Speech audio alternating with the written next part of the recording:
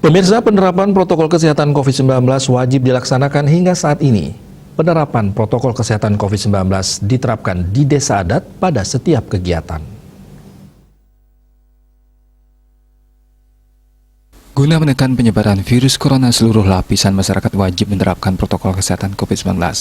Penerapannya pun wajib dilakukan pada setiap kegiatan, misalnya kegiatan desa adat harus mematuhi protokol kesehatan COVID-19, seperti halnya yang diungkapkan oleh BNSE Desa Adat Ketewel, Kabupaten Gianyar. Berbagai kegiatan adat di desa setempat wajib menerapkan protokol kesehatan, begitu halnya pada saat pelaksanaan upacara agama yang tentunya mempertimbangkan kapasitas peserta.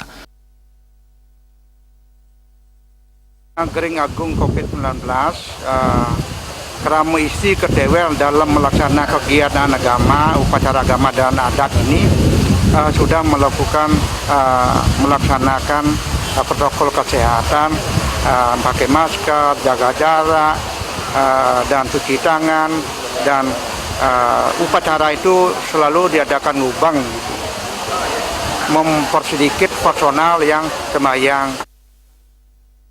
Pemirsa, tidak hanya di desa adat, seluruh masyarakat wajib menerapkan protokol kesehatan COVID-19 agar terhindar dari virus corona. Desa Aryani, Bali TV.